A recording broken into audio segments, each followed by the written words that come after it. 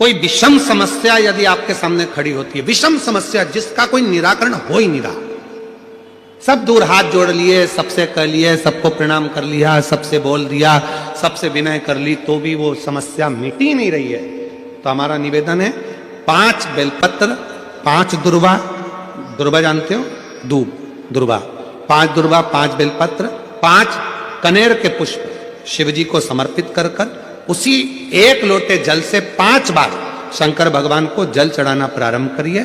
लगभग 1 हफ्ते यदि आपने शिव को जल चढ़ाना प्रारंभ कर दिया इसी क्रम से, तो निश्चित है वो समस्या का हल 1 हफ्ते के अंदर बाबा को निकालना ही पड़ेगा और आपका लक्ष्य निश्चित करना ही पड़ेगा। आप 5 या 7 दिन रेगुलर लगातार प्रैक्टिकल करना चालू करो, भले आज से चालू कर दो। अगर बहुत भारी तकलीफ है कि ये तकलीफ बहुत भारी है, मिटी नहीं रही, द्विजेश्वर महादेव का नाम लो, 1 लोटा जल लो, शंकर भगवान को, जैसे ये शिवलिंग, ये जलाधारी, ये जलाधारी का भाग, द्विजेश्वर महादेव का नाम लेकर जो जल चढ़ाया जाता है वो यहां से चालू होता है, जहां से पानी बहकर नीचे जाता है ना, तो यहां से जल चढ़ाना प्रारंभ होता है द्विजेश्वर महादेव का।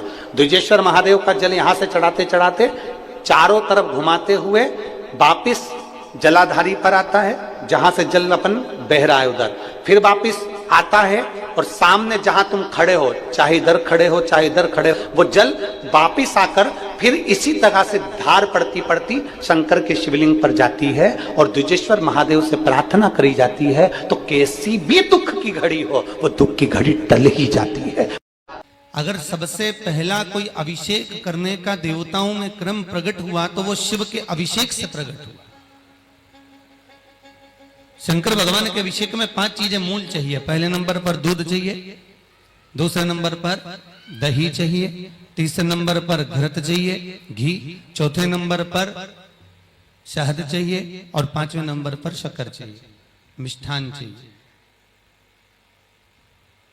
अब ये 5 चीजें अपन चढ़ाते चढ़ाते चढ़ाते चढ़ाते पूरा जीवन हो गया। रोज आप शिव जी को चढ़ाते होगे, सावन महीने में चढ़ा रहे होगे, शंकर जी को शिवरात्रि पे भी चढ़ाते होगे, या कोई भी मूर्ति की, चाहे नारायण हो, लक्ष्मी हो, राम हो, कृष्ण हो, कोई भी देवता हो, उनका जब हम अभिषेक करते हैं तो ये 5 चीजों की जरूरत हर व्यक्ति को पड़ती है। ये पंचामृत की जरूरत है।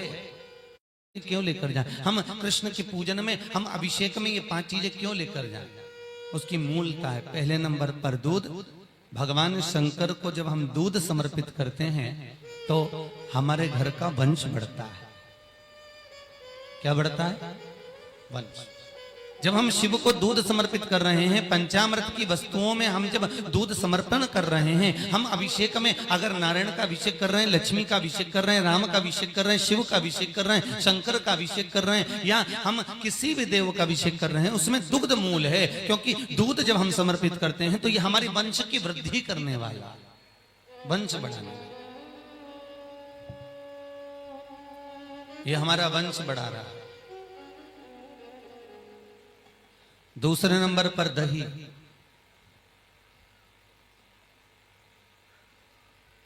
ये दही शिव जी के चरणों में, ध्यान दीजिए, दही बनाना आता है आप लोगों को? अगर ढेर सारा दूध है, बहुत सारा दूध है, तो उसमें थोड़ा सा जामन डालिए और दही बन जाता है। एक भगोना दूध को भी थोड़ा सा जामन जमा देता है। उसी तरह शास्त्र कहता है कि यहाँ दही शिव को इसलिए समर्पित करा जाता है कि अगर भाई भाई में विवाद हो रहा हो, देवरानी जेठानी आपस में झगड़ रही हो, अगर कहीं सास बहू में क्लेश हो रहा हो, किसी का घर टूट रहा हो, किसी का घर अगर खंडित हो रहा हो, कोई परिवार आपस में टूट कर जा रहा हो, कोई भाई भाई आपस में झगड़ कर जा रहे हो, तो शिव का अभिषेक दही से करने से परिवार वापस जुड़ जाता है। इसलिए पंचामृत में दही की मूलता कही। पंचामृत में दही मूल हो गया।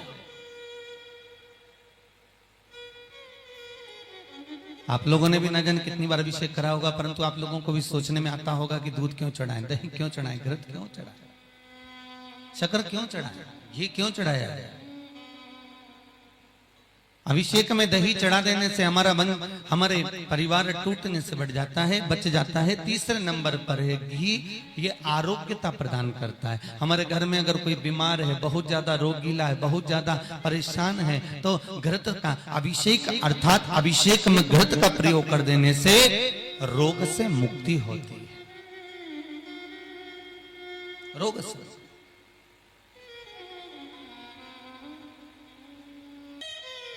मेरे शिव देने वाले, औघड़ी जटाजूट बांधने वाला स्वयं शिव विश्वास है।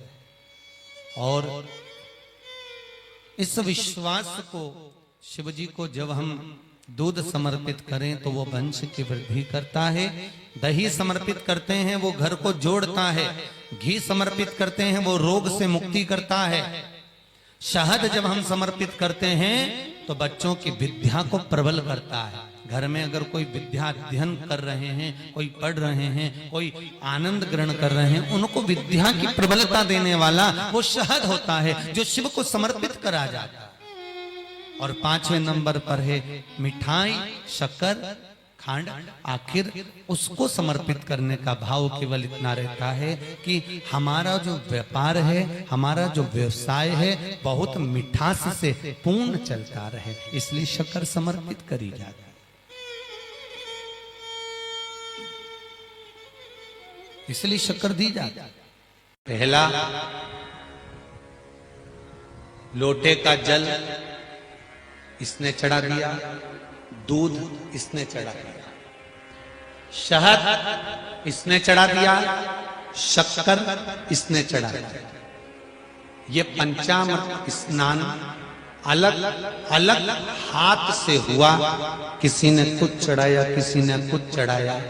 तो शास्त्र कहता है वर भी पृथक पृथक भाग में। कई लोग कहते हैं शिव जी की पूजन में गंगा का जल होना जरूरी है।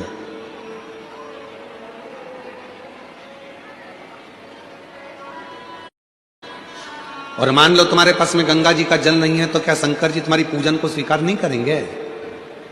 अरे बोलो तो जम के करेंगे ना। क्यों? स्कंद पुराण में वर्णन आता है, स्कंद पुराण में वर्णन आता है कि एक बहुत साधारण सी घर में रहने वाली एक दृष्टांत बड़ा सुंदर है। और एक घर में रहने वाली एक रेणुका मां नाम की एक स्त्री थी। थोड़ा ध्यान से सुनना इस स्कंद पुराण के इस चरित्र को। रेणुका, वो रेणुका मां के पास में कुछ भी नहीं था। उसकी एक बेटी थी सुकन्या कर। रेणुका मां की एक बेटी थी सुकन्या, बड़ी सुंदर थी। और रेणुका मां भी शंकर भगवान की पूजन करती थी और सुकन्या भी शिव जी की पूजन करती थी। सरल विधि से पूजन करते थे। मंदिर जाते थे तो जाते जाते कोई वृक्ष की पत्तियां मिल जाती थी, वो शिव जी को चढ़ा देते थे।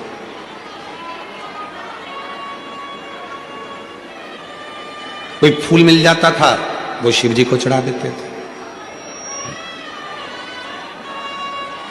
और कई बार ऐसा हुआ कि रेणुका सुकन्या को कोई पत्ती नहीं मिली, कोई फूल नहीं मिला, तो उन्होंने जल चढ़ा दिया। कई बार ऐसा भी हुआ कि सुकन्या और रेणुका को जल भी नहीं मिला, तो उन्होंने 3 बार ताली बजा दी। कई बार ऐसा हो गया सुकन्या और रेणुका को कि वो मंदिर भी ना जा पाए, तो उन्होंने शिखर का दर्शन कर लिया। शिखर का दर्शन।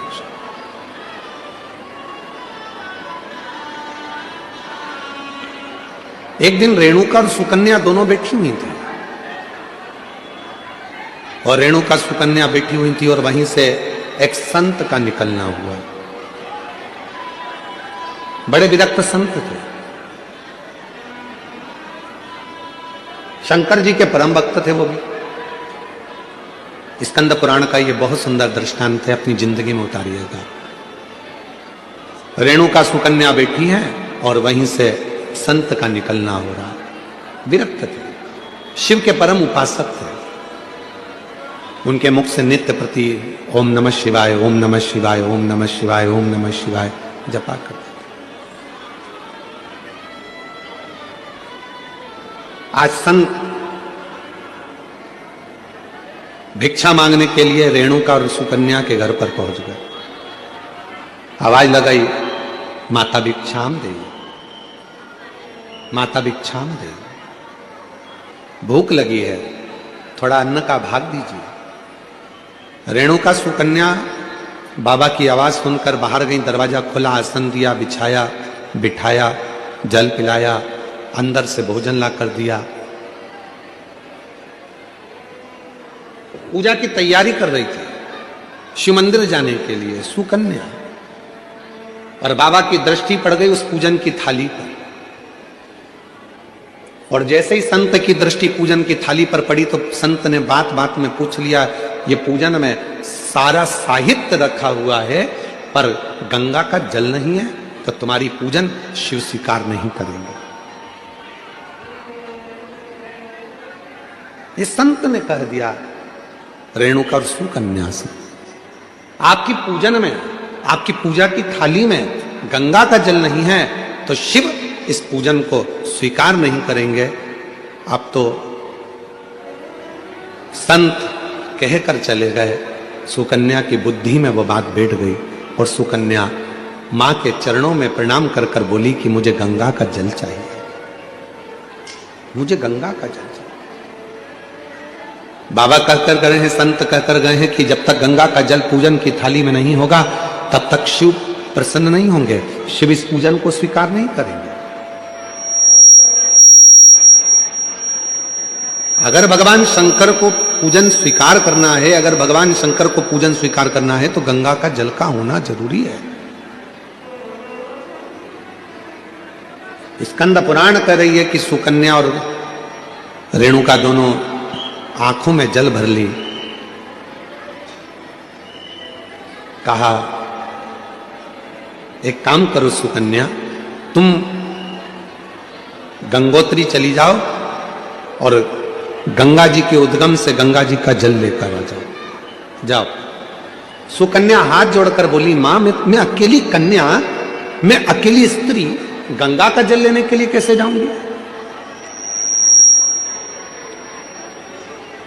शिव की पूजन सुकन्या ने भी बंद कर दी, रेणुका ने भी बंद कर दी। दोनों शंकर के मंदिर नहीं जा रही हैं क्योंकि संत कहकर गए हैं कि गंगा का जल होना जरूरी है। अब गंगा का जल ही नहीं है तो शंकर मंदिर जाके करूंगी क्या? अब गंगा का जल ही नहीं है तो शिव जी के शिवालय में जाकर करूंगी क्या? ना सुकन्या मंदिर जा रही है, ना रेणुका मंदिर जा रही है। तभी मेरे ओघड़ दानी ने ध्यान दिया और आज भगवान शंकर का चेहरा कुछ उतरा हुआ था तो नंदी ने पूछ लिया, प्रभु क्या बात है, आज आपका मुख उतरा हुआ है, आज आपका चेहरा उतरा हुआ है, प्रभु क्या बात है? भगवान देवादिदेव महादेव ने कहा, नंदी एक रेणुका और एक सुकन्या एक गांव में निवास करती हैं, उनके पास में जो होता है वो मेरा श्रृंगार करती हैं, पूजन करती हैं। एक संत भिक्षा मांगने के लिए आए थे और वो उनको ज्ञान देकर चले गए, उनको बताकर चले गए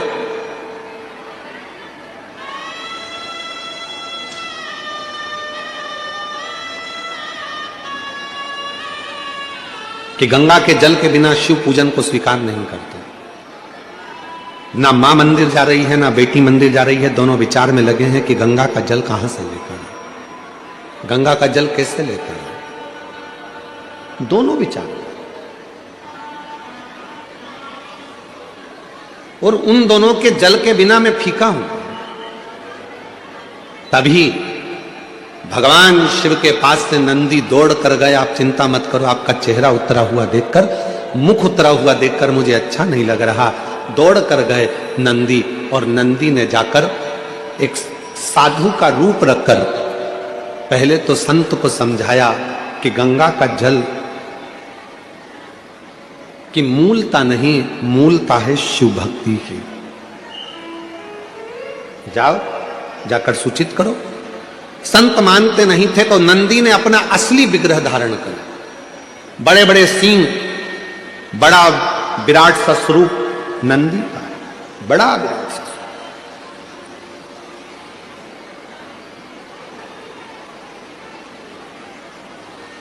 और इतना विराट स्वरूप नंदी का था, इतना विराट स्वरूप नंदी का था, नंदी जैसे ही सामने जाकर उस संत के खड़े हुए और अपनी पूंछ का एक बाल संत के ऊपर जो घुमाया, इतने में संत जमीन पर पड़ गए, हाथ जोड़कर बोले मुझसे क्या गलती हो गई।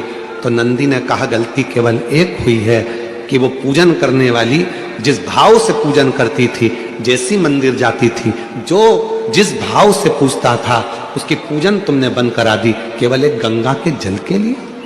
ये पूजन में गंगा का जल होना जरूरी है। जाओ।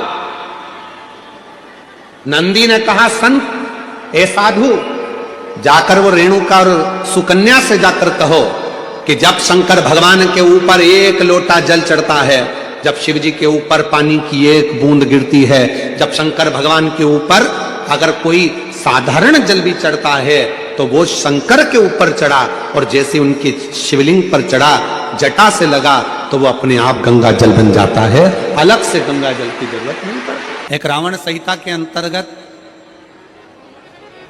4 तिलक का वर्णन आता है, थोड़ा सावधानी से सुनिएगा। 4 तिलक का वर्णन रावण संहिता के अंतर्गत आता है, और अथर्ववेद में भी कुछ वृक्षों की फल पत्ती का वर्णन आता है, उसका भी स्मरण इस कथा के माध्यम से। पहले नंबर का तिलक होता है सफेद आंकड़े की जड़ का तिलक। सफेद आंकड़े की जड़ का तिलक। सफेद आंकड़े की जड़ देखिए, आप लोगों ने सफेद आंकड़े का पुष्प देखा है? हम आस्था चैनल वालों से भी निवेदन करेंगे कि कथा में जिस जिस तिलक का वर्णन किया जाए उसके पौधे का दर्शन भी कराएं, जिससे लोगों को मार्गदर्शन मिले कि कौन सा पौधा बोला जा रहा। सफेद आंकड़े की जड़ का तिलक, और यही सफेद आंकड़े की जो जड़ होती है संतान प्राप्ति के लिए तुमरुकेश्वर का नाम लेकर कमर में लाल धागे में बांधा जाता है, जैसा आप लोग पहले कथाओं के माध्यम से श्रवण कर चुके। एक होता है पहले नंबर पर सफेद आंकड़े की जड़ का तिलक। यह क्या काम आता है और किस लिए लगाया जाता है? तो शिव महापुराण की कथा कहती है, जिस दिन आपको लगे कि मुझे इस कार्य के लिए जाना है और ये मेरा कार्य सफल होना चाहिए, ये कार्य मेरा रुक रहा है, इस कार्य में बांधा आ रही है, ये कार्य मेरा अटक रहा है, उस दिन सफेद आंकड़े की जड़ को थोड़ा सा घिस कर, और घिसने के बाद उसको अष्ट विनायक में से किसी भी एक विनायक श्री गणेश जी का नाम लेकर अपने मस्तक पर थोड़ा सा तिलक उस सफेद आंकड़े की जड़ का लगाकर चले जाइए। वो कार्य आपका सफल होकर ही रहेगा, भले 8 दिन लग जाएं, 10 दिन लग जाएं, पर सफलता उस कार्य में मिलती जरूर है। पहले नंबर पर आता है सफेद आंकड़े की जड़ का तिलक। दूसरे नंबर पर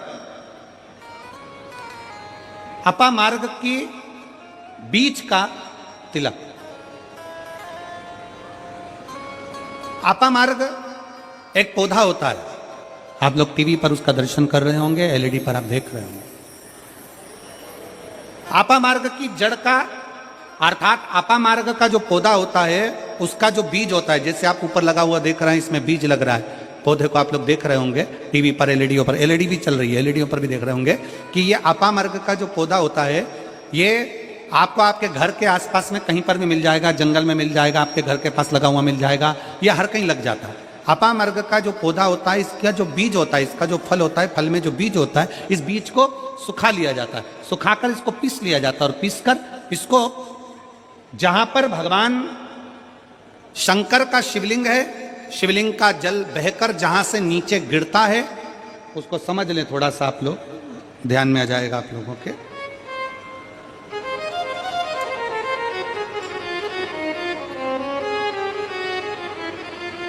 इधर देखिए, शिवलिंग की ओर ध्यान देंगे। यहां जो व्यासपीठ के सम्मुख में शिवलिंग बना है, यह शिवलिंग, और शिवलिंग के सामने से जो जल बहकर, जो जल नीचे की ओर आ रहा है, शिवलिंग के सामने से जल बहकर जो नीचे की ओर आता है, ये जो भाग होता है, इस भाग पर अपामार्ग का जो बीज होता है सूखा हुआ, जिसको आपने पीसा है, उसको यहाँ लगा दिया जाता है। उसी को वापिस लेकर आया जाता है और उस बीज का जो चंदन होता है, जिसको अपन पानी में मिलाकर सिर पर लगाते हैं, कोई व्यक्ति आपका अगर धन लेकर चले गया, कोई व्यक्ति आपकी संपदा लेकर चले गया, कोई कार्य आपका बहुत दिन से कोर्ट में अदालत में चल रहा है, लगभग 1 महीना इसका तिलक लगाना चालू कर दीजिए, दूसरे महीने में आपका धन आपके घर पर जरूर आएगा और आपका कार्य पूर्ण जरूर होगा। अपामार्ग का बीज का चंदन तिलक, अपामार्ग का तिलक हमें सुख प्रदान करता है। तीसरे नंबर पर होता है दुर्वा। क्या बोलते हैं इधर छत्तीसगढ़ में, दुर्वा बोलते हैं कि घास बोलते हैं? जो गणेश जी को चढ़ाते हैं दुर्वा, दुर्बी, ठीक है। टीवी पर आप लोग देख रहे हैं, दर्शन कर रहे होंगे। दुर्वा, दुर्बी, जिसको छत्तीसगढ़ में दुर्बी कहते हैं, दुर्वा कहते हैं, जो गणेश जी को चढ़ता है, दुर्वा। अब आप सबको स्मरण में तो होगा कि दुर्वा कहां से प्रकट हुई है। तो शिव महापुराण की कथा में विष्णु पुराण को अगर हम अध्ययन करें तो विष्णु पुराण का स्मरण करेंगे या कूर्म पुराण को पढ़ेंगे तो उसमें मिलेगा कि भगवान जब सुमेरु पर्वत को मंथन के लिए रखा गया था, तब वो पर्वत नीचे दबता जा रहा था, तब कच्छप भगवान अपनी पीठ पर उस पर्वत को धारण करे थे। कच्छप भगवान जब पीठ पर धारण करे तो समझ लो भगवान नारायण की जंघा पर ही वो पर्वत रखा हुआ था, जिसको घर्षण किया जा रहा था, घर्षण किया। वो पर्वत जैसा जैसा घसा रहा था, रोम गिर रहे थे, उसी रोम की दुर्वा का भाव हमारे शास्त्रों में आता, उसी से दुर्वा की उत्पत्ति मानी। दुर्वा गणेश जी को प्रिय है। और दुर्वा का फल कितना है? दुर्वा का फल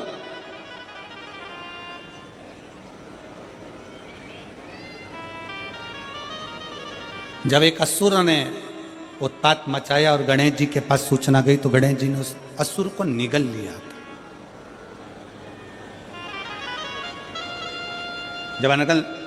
जब देखा अनायास उस असुर की ओर देखा तो भगवान गणेश जी ने उसको निगल कर अपने गर्भ में, अपने पेट में उसको धारण कर, अंदर ज्वाला उत्पन्न हुई। भगवान शंकर ने एक दुर्वा गणेश जी को दी, उन्होंने पाई, अंदर बैठा हुआ असुर समाप्त हो गया। पाप कर्म हो, बेकार कर्म हो, गलत कर्म हो, असत्यता हो, या कई हमारे हाथों से हमारे द्वारा कोई पाप कर्म यदि हो जाता है, वैसे तो संपूर्ण विश्व में शिव महापुराण की कथा कहती है 4 स्थान पर प्रत्येक व्यक्ति से पाप होता है। पहला, झाड़ू लगाते समय छोटे छोटे जीव मर जाते हैं जिसका पाप माथे चढ़ जाता है। दूसरा, अग्नि जलाते समय छोटे छोटे पतंगे जल जाते हैं जिसका पाप मस्तक पर चढ़ जाता है। तीसरा, जल में कपड़े धोते समय, स्नान करते समय छोटे छोटे जीव मर जाते हैं जिसका पाप माथे चढ़ जाता है। चौथे नंबर का, चलकर जाते समय अपने पांव के नीचे, चप्पल के नीचे छोटे छोटे जीव मर जाते हैं जिसका पाप माथे चढ़ जाता है। शिव महापुराण की कथा कहती है एक दुर्वा शंकर जी को, एक दुर्वा गणेश जी को जब हम समर्पित करते हैं तो हमारे मस्तक का सारा पाप अपने आप समाप्त हो जाता है। दुर्वा में इतना तेज हो, दुर्वा। और शिव पुराण कह रही है तीसरे नंबर का तिलक है दुर्वा का। दुर्वा का तिलक,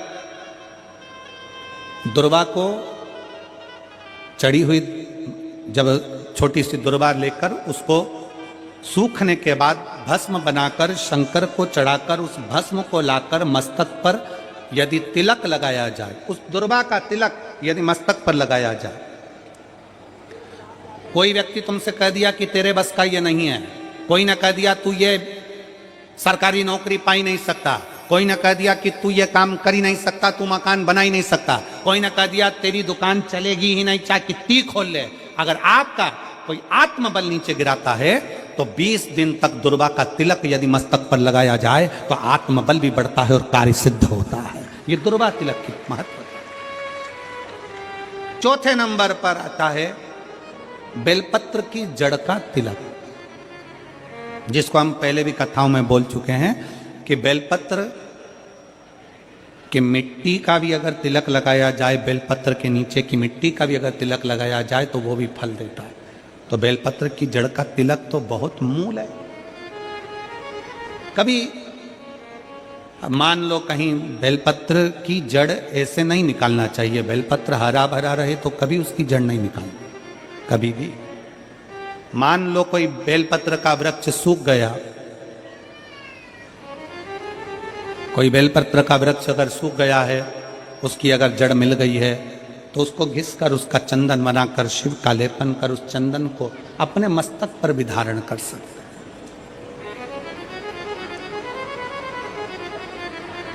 क्या होगा उससे? तो कहा किसी व्यक्ति को कोई कार्य के हेतु आपने बोला है और वो व्यक्ति कार्य से इनकार कर रहा है, मना कर रहा है कि ये मेरे बस का नहीं है, मैं नहीं करूंगा, उठाओ तुम्हारी फाइल लेकर जाओ यहां से, ये मैं नहीं करूंगा। तुम्हें लग रहा है कि ये केस मुझे जीतना है और मैं सत्य हूं और मेरा केस मुझे जीतना है और असत्यता भारी पड़ रही है, झूठ भारी पड़ रहा है।